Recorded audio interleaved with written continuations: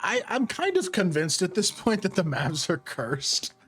I don't know how to do anything but laugh at this point with this team. I really don't. I'm kind of at the point where it's just like the basketball gods have cursed the Dallas Mavericks, and I understand why, because no team in NBA history has traded away their 25-year-old generational top 3 player in the league, top 4 at worst, superstar, who is going to be one of the best players in the league for the next decade and wants to spend his entire career in that city. No team in, as far as I'm aware, professional sports has ever done anything like that, let alone in the NBA, and that's a reasonable thing to, that's certainly a reasonable thing to be cursed for, I think, if we believe in basketball gods. Now, I'm being facetious to a certain extent. I don't think the basketball gods are an actual thing, but it is pretty insane how cursed the Mavs seem to be recently. They are now down to, I mean, they had 9 guys today and 3 of them got hurt. Brandon Williams got hurt, left the game in the third quarter.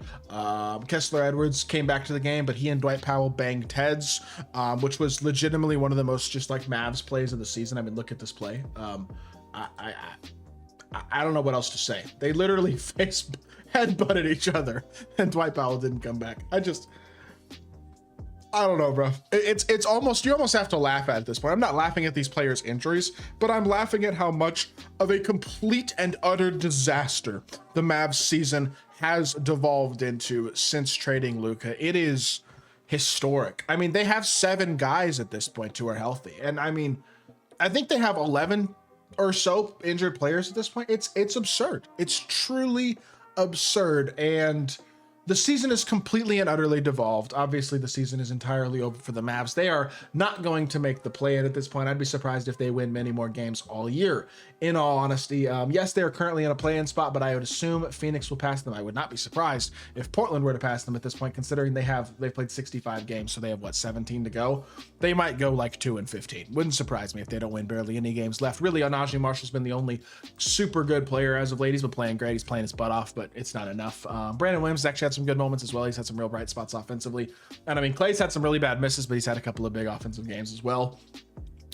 At the end of the day, though, 3 guys who are all at their best really role players at this point in their careers are not going to carry you to consistent offensive success and consistent success in general. This is not a roster as currently constructed with all these injuries that can compete at all against even bad teams. They're legitimately one of the worst teams in the league with all of these injuries, and the season is just absolutely over. Because I mean, let's look at the things at this point. I mean, Kyrie tears his ACL.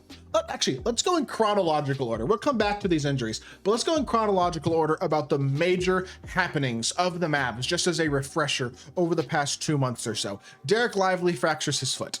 Number 1. Luka then gets traded. The worst trade in NBA history. Number 2.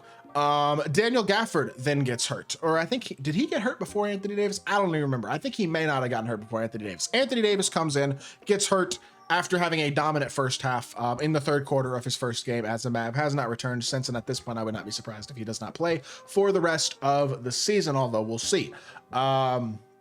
After that, Daniel Gafford, I believe, got hurt next. He may have been hurt before AD, but I don't believe so.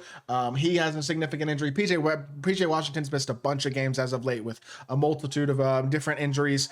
And then Kyrie Irving tears his ACL. And those are the major ones. When you look at all the injuries in general, I mean, Kyrie has a torn ACL. He's out for the season, and that's going to impact much of next season as well. And really, he may not ever quite get back to full strength again, in all honesty, as unfortunate as that might be to say at this point in his career. It's going to be tough for him to recover to full strength off of that injury. Jaden Hardy hurts his injury beginning of March, is out for a period of time. Derek Lively's been out since January. Daniel Gafford, realistically likely out for maybe the rest of the season, or at least most of the rest of the season as well. Anthony Davis has been cleared for on-court movements, but he hasn't played since his first game as a Mav and realistically shouldn't play. I mean, none of these guys at the end of the day should be playing.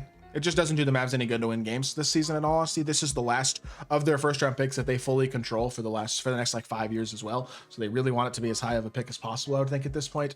Max Prosper is now out for the rest of the season with a right wrist injury. PJ Washington, like I said, has missed a bunch of games. Kai Jones, who's actually had kind of a couple of good moments with the Mavs since being signed to a 10-day, is also been injured. Brandon Williams got hurt today in the Suns game. And then again, Kessler Edwards, Dwight Powell bang heads and get hurt as well. That's 11 players, if I'm not mistaken. And the Mavs briefly had Moses Brown, who actually did some good things, but they couldn't keep him because they didn't have enough roster spots to keep him past his 10-day. I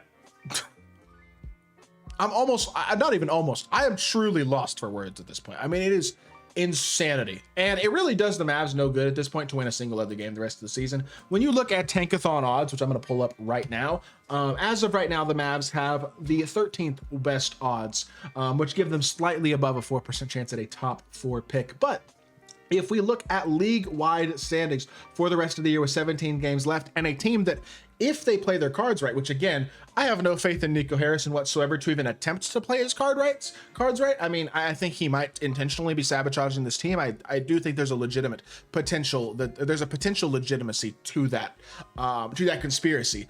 But assuming that he is not, it does the Mavs no good to try to win games for the rest of the year. So if they were to, let's say, go 2-15 the rest of the year, it'd end up at 34 and 48 is what that would put them at.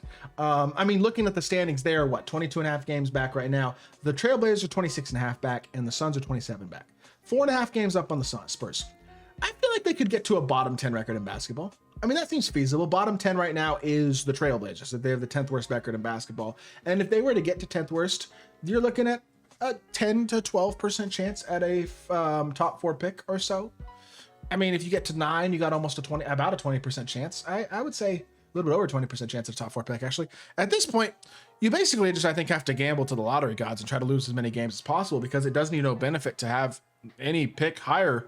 And you want the lowest pick as possible at this point. You want the best, you want the highest pick possible, I guess I should say at this point. You want the worst record possible so that you can try to add some sort of impact piece. That is, again, assuming that the goal of this front office is actually to build a competitive team next year that has an opportunity to compete for a title. Because in theory, the roster as constructed, even now, does, if fully healthy next year, have a potential to do that. Now, the problem with that is Kyrie Irving likely will not be back until sometime around mid-season next year, and there's a very good chance that he will not be impactful the way that he has been really all of next year. So I think Kyrie's ACL injury kind of kills any championship window this Mavs team may have had anyway, not to mention he does have an opt-out this summer in his contract anyway. I doubt he does that, especially with the ACL injury now, but it is also a possibility. I mean, this team has literally gone from a championship contending team with a very, very large championship window of likely the next decade or so with Luka Doncic a month and a half ago, to now the worst situation in basketball, pretty much, or at least right near the top of the list, a team with almost no future and horrific injuries, as well as employing some of the most injury-prone players in the league. And look, as a Mavs fan, still, I cannot help but hope and root that they can figure something out and get some sort of way back on track. But it just doesn't feel realistic at this point. And it feels like the season is over, and it feels like the franchise is over. It feels like we're going to be feeling the effects of this for the next 5 to 10 years before the Mavs could really right the ship in any real meaningful way. They might make the playoffs next year, but this just doesn't feel like a team that's going to be in any real position to even make an attempt to contend for quite a while at this point. And it's unfortunate as a Mavs fan, that's the way things are. But it's the way things are.